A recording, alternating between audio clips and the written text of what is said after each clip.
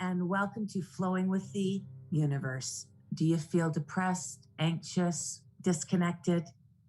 Do you know or trust that the universe is trying to connect with you? Do you even know what inner peace is? Hey, everybody, I'm Miss Chrissy D with the PNK Files, helping you prepare for when life happens. And this is Darlene Turner with Victim to Victory, and together we're the perspective. Hi, everyone. Well, last week we talked about the brow chakra, and one of the things that I didn't mention was that as we come to the equinox, which is the first day of spring, March 20th, the galactic center of the universe is actually directly above us, and it gives us 400 times the access to our psychic abilities. So we talked about the clairsenses. This is a great opportunity to experiment and see what comes through for you. And today we're talking about the crown, which is still very connected to the brow. It almost hovers above us in the top of our head here. A lot of old pictures, you might have seen the halo above people. That would be the crown chakra. It is sort of a white color, I believe. There's some people that say it's a violet color, but to me, it's white light. So this is also where the brain is, the top of the nervous system, where our senses are. The brain translates the information coming from our smell or touch or feeling and sends that information down the nervous system as well. It's the pineal and the pituitary, and it's the lotus flower. So that's a little bit where it's located, and what it's about is really this oneness, this unity with all that is. It's connecting us to the universe. Some people say maybe the higher self, which is sort of the higher self connects us to the universe. There could be the God concept, and there's spirit, creator. There's lots of ways to look at this. This is where our guidance comes through, our divine plan, our destiny. And a big part of this is trusting that guidance and following that guidance. Interesting you saying that, because I know for me, when I have that inner power and I'm trusting, I'm an advocate. I'm somebody that stands up for what's right and what's wrong. And I try and fight it sometimes. I'm going through an experience right now where something is very wrong and I'm having to stand up for it. And that trusting is really hard. On one side, there is huge fear and anxiety. Am I going to be okay? This could change my life. Am I going to be in trouble for this? And then the other side is, this is that force inside of me that this is what I do. And I just have to trust that it's going to be okay and get into that, trust that versus trusting the fear of it. Yeah, and thank you for your vulnerable share. As always, it seems to be each week as some chakras unfolding, you're experiencing it in a big way. So I trust our listeners out there will definitely be able to relate in some way to what you're going through as well, because I think a lot of people are out there in the midst of big change in their life, and trusting that guidance and having faith that this is really where I need to go or what I need to stand up for or whatever that is. So a big part of this is inner peace. And I want to just go into the beginning of our conversation so that you can follow us. When we are actually tapped into inner peace, this is where this crown chakra really is. It's today's lives, we're very busy, very distracted. There's always either you're running to a job, you're have so much going on in your life, or there's the TV going, there's the radio going. There just nonstop seems to be some sort of input. But to really get connected to inner peace, it requires each one of us to stop and just become present. And in that present moment, that stops all the noise, the chaos. I love to do it in nature, because when I stop and become so present in nature, The birds are singing, the plants feel alive. There's just so much energy that surrounds me. And so much guidance actually comes through for me when I'm actually in nature and just really quiet. So now, once we've tapped into this piece and know what that feels like, it's trying to bring it forward in throughout our day, and remaining in that peace and starting to notice what knocks us out of that peaceful state. Now, like what Chrissy is going through, and maybe a lot of us, it's this conflict inside. It's a push to follow this guidance or take those steps. And then that causes this push and pull, this conflict inside. And there's no longer inner peace anymore. It's forcing us to take those steps. So that's one thing. And for myself, what I'm pretty good at maintaining my peace, my life is good. But how I sabotage myself is I think about other people's stuff. So I have a little saying that sets me back in alignment with my inner peace, and it's oops, obsessing over other people's stuff. So that really helps me realign back in, because I can't solve other people's problems. And so it really just kind of causes this disharmony within myself. So when I can catch and realign myself with my own guidance, my own creativity, what's flowing through me, then I feel again that peaceful state. So yeah, this is a big part of trusting that inner peace and what knocks us out of alignment. So what this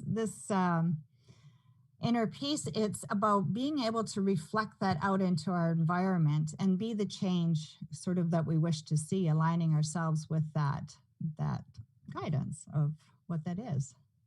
Yes. And everybody's got that. Everybody has one of those gifts to share, right? So for me, if I want to be the change that I want to see, I just have to relax and I have to trust it.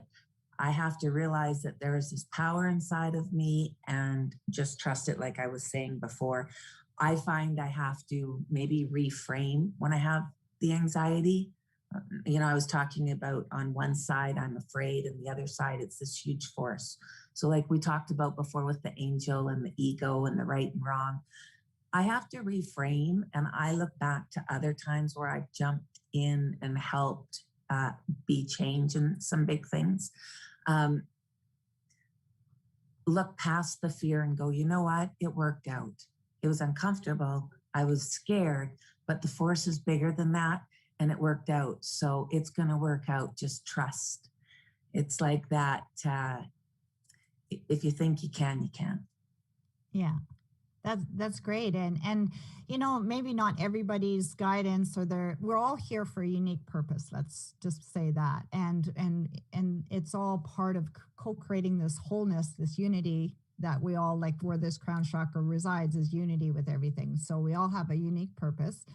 And you may not be this huge advocate like Chrissy is for change, but you can make a change in simple ways. Even if you're somebody at the till and you brighten each person that comes through your till's day and just have that intent of choosing to be that light or that joy with and share that with people. So this is a gift, and we're all unique within that. So know that and tap into what is your unique gift. So let me just explain a little bit more about this chakra. So if it's blocked or we're not connected to it, then there'll be a feeling of disconnect, maybe loneliness, missing something in your life, stuck in survival and fear. You might feel powerless. Depression really lives here, hopelessness or anxiety. And a lot of people in that state may numb themselves out with some way or another, whatever that may be. And an overactive one can still look like that disconnect from the body because they're living in spirit world so much that they're having a hard time connecting to their body or even this physical reality that we're living in. And another one is spiritual addiction. What's that? I've heard that before. Yeah, well, spiritual addiction is, when we're first starting out in this journey, because everybody is at different levels here. I listen to a lot of Hay House radio. So, there's a point where we're learning And but once we've kind of gathered the information, some people get addicted to, spiritual workshops. They go to workshops nonstop, or plant medicine journeys, or something like that, they're depending on that outside information, that we need to maybe go more inside and get our own inner guidance and trust that knowledge that's coming through us. So basically, then once you've learned that, actually use it. Don't just sit there and just keep learning, and actually use it, do something good with it, and go out there and practice it and try it. Yeah, absolutely. Yeah, I totally agree with that. So, harmonious energy is like we've been talking about, that peace. You have a aura of calmness, groundedness. Wisdom can come through your very wise words, as well as making good decisions. So, like you were saying, Miss Chrissy D, is that being able to decide, okay, is this fear or is this trust? Is this fill in my energy and I start feeling fuller and more in my power, or is this draining me and I'm feeling disconnected and anxious? So Yeah. those are big choices. Now, I could talked about at the very beginning, this crown is the lotus flower, which is petals unfolding. So know this is a journey and this is a process, and it takes dedication and to yourself. This is dedicating to yourself. Now, some people have had near death experiences where they've had just a huge awakening, and all of a sudden their whole life changes. And that happens too, right? But for the basic, most people, it's an unfolding of seeing things from a new perspective, and understanding that there is more than our physical lives and our physical body, and bringing in the universe and the flow of this creativity through the chakra is huge. Um, so that's what I want to talk about at this point. Is this is where creatives or musicians, that energy, that they just lose track of time, or they go to sleep and all of a sudden this whole song comes out of them. So in this place, it's really a place of joy. It's a place of fun and play. So when we aren't bringing any of that into our life, then a lot of times we won't feel like we can really tap into this area. So, letting life unfold for you, the universal flow, as our title is. Are you ready for some tips? Absolutely. All right. Well, the first one is build, like I was kind of talking about, is building this relationship with your higher self. Spending time creating maybe a sacred space in your home where you can have an altar. We've talked about this before. A place to meditate. Maybe meditation isn't your gig. Well, then you can use prayer, or you can just sit in gratitude, or you can just go in nature, like I love doing, and just go into stillness and nature and see what comes through for you in that space. And I just want to add real quick here, is if you are facing a big decision and you're not sure, do I trust? Is this the right step? Then this is the most important place to go. Is this tip is to meditate and sit with it and get your guidance from inside. I like using Oracle deck cards. If that resonates with you, get a deck of cards that shows guidance, and you can draw a card from that. Which goes along with tip 2, which is ask the universe for some signs. So if you're like me and and don't get, it's not that I don't want to trust, it's that I don't know. I might not know how to trust this, so ask for signs that will help you so that you can trust this. And like I said earlier, reframe it, be positive, and remember, if you think you can, you're right. And if you think you can't, you're right. Definitely. It shuts the door. If you think you can't, then you can't see it. Period.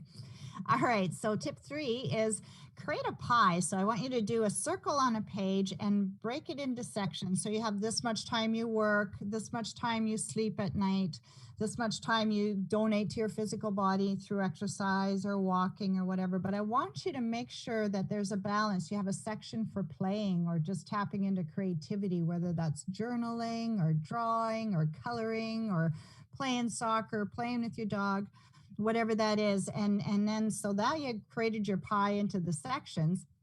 And I want you to put a dot where you are in that section. So toward the middle is you're not very active in that section, but as you get to the outside of the circle, you're pretty active in that section.